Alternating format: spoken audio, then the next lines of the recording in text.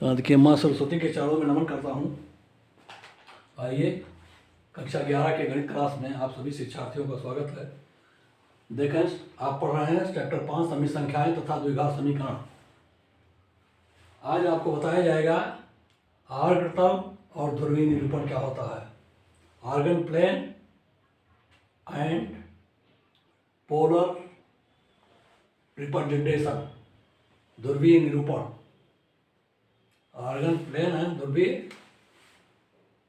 निरूपण, polar representation. आप देखें, ज्यामितीय तल एक्स वाई एक्स के से निर्मित काल्पनिक समतल आपको दिखाया गया है, जिसका केंद्र मूल बिंदु है। इसमें जैसा कि आप सभी ज्यामितीय तल एक्स वाई अक्षों से निरूपित वास्तविक संख्या को एक्स वाई के क्रमित युग्मों के निरूपण हेतु प्रयुक्त होता है। क्या होता है? एक्स वाई का क्रमित युग्म होता है, वो क्या करते हैं, आप ज्यामितीय तल में निरूपित करते हैं, एक्स वाई ज्यामितीय तल में निरूपित करते हैं।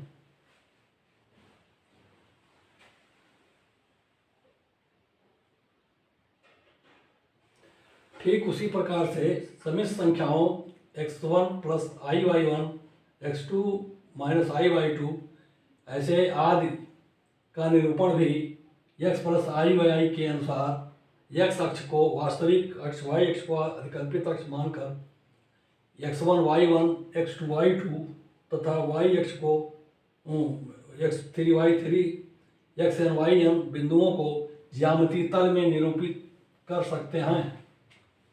भिन्न भिन्न बिंदु जो होते हैं समित संख्या में, जो वास्तविक संख्या है x और y, एक को y अक्ष पर दूसरे को x अक्ष पर मान करके हम बिंदुओं को निरूपित कर सकते हैं। जैसे x y क्रमित युग्मों को आप कार्तीय तल में निरूपित करते हैं। बिंदुओं के निरूपण तल जिसमें समित संख्याएं के क्रमित युग्मों का निरूपण होता है, आर्गन तल कहलाता है। यानी जो आपका ज्यामितीय तल है बनता है एक्स और वाई एक्स के से निर्मित, उसमें आप जब समित संख्या का निरूपण करते हैं तो वही तल आर्गन तल या आर्गन प्लेन अथवा सम्मिश्र तल कहलाता है। दोनों नाम है इसका, आर्गन तल तथा सम्मिश्र तल, दो नाम है, ध्यान रखिए। अब आता है समित संख्या। आप देखा इसमें दो तीन संख्याओं का निरूपण है। देखिए ये बिंदु है x1 y1, सी बिंदु है x3 y3, बी बिंदु है x2 y2। इस तरीके से दो तीन बिंदु इसमें आप निरूपित दिखाए गए हैं जो समित संख्या के बिंदु हैं। इसमें देखिए x1 y1 का मापांक z1 निकाला गया है, जो under root x1 square plus y1 square है।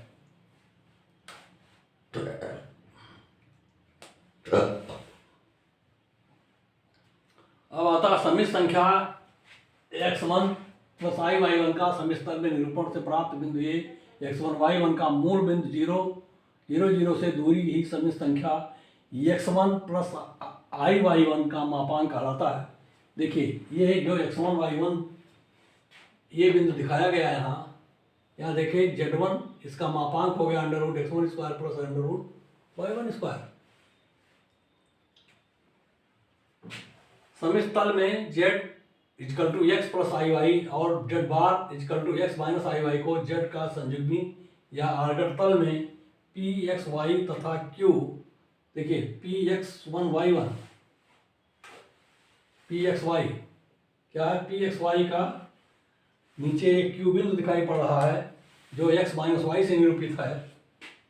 ये क्या है, निरूपित करते हैं जो ज्यामितीय भाषा में x माइनस वाई वास्तविक अक्ष के सापेक्ष बिंदु x y का दर्पण प्रतिबिंब कहलाता है।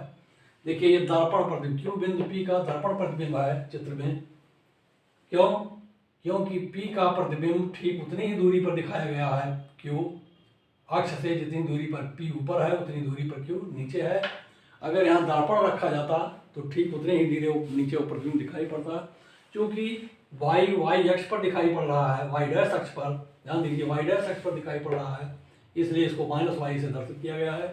अर्थात संयुग्मी, किसी भी समित संख्या का संयुग्मी जो होता है वो उस समित संख्या का दर्पण प्रतिबिंब होता है।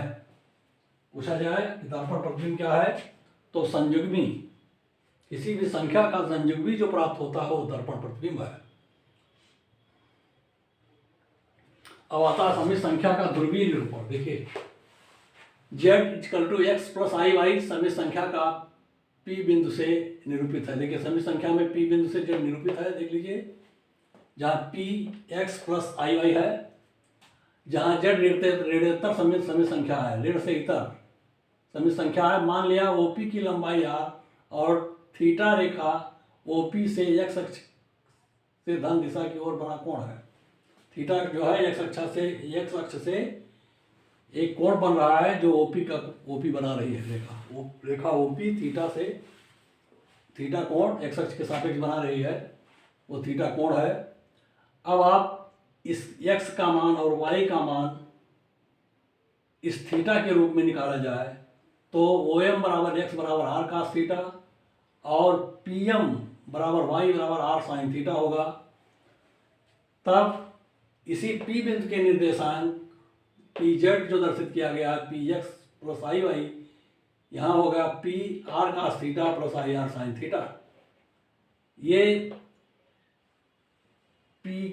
P का ध्रुवीय रूप है। किसका? P अर्थात Z का ध्रुवीय रूप, यानी समित संख्या का यह ध्रुवीय रूप है। ध्रुवीय क्यों कहा जाता है इसे? चूंकि मूल बिंदु एक ध्रुव की भांति काम करता है। यहाँ मूल बिंदु के सापेक्ष ही थीटा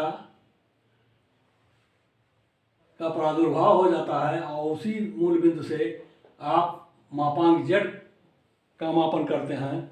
इसीलिए मूल बिंदु को ध्रुव मानते हुए z का ध्रुवीय रूप P r cos theta + I y sin theta कहलाता है। r = mod z = √x² + y² को मापांक या आयाम कहते हैं। किसी समित संख्या z = not 0 के लिए क्या होता है, theta is less r = 0 is greater r = theta < 2π में थीटा का केवल संगत मान है, फिर भी 2π की लंबाई के 2π, देखिए 2π है, 2π की लंबाई के लिए किसी दूसरे मान के लिए, जैसे -π इज से ग्रेटर थीटा एंड लेस π, देखिए पाई से -π के बीच 2 थीटा और 2π हो रहा है अंतराल, ये भी 2π का अंतराल है। देखिए पाई से -π 2π अंतराल है, के प्रकार का अंतराल है, के प्रकार का अंतराल हो सकता है क्योंकि ये भी 2π का अंतराल है। जैसे यहाँ 2π का अंतराल है, जो आपने यहाँ देखा था 2π का अंतराल, ठीक वही 2π का अंतराल यहाँ भी है, -π से लेकर के और π तक के प्रकार का अंतराल हो सकता है। हम थीटा का ऐसा मान जिसमें π से -π से π का अंतराल z का मुख्य आयाम कहलाता है। इस अंतराल में जो z का मान होगा वो क्या कहेंगे हम? मुख्य मान, आयाम का मुख्य मान हो सकता है और r/z से निरूपित होता है। मुख्य आयाम को क्या कहते हैं? r/z। ध्यान रखिए, r/z से निरूपित किया जाता है।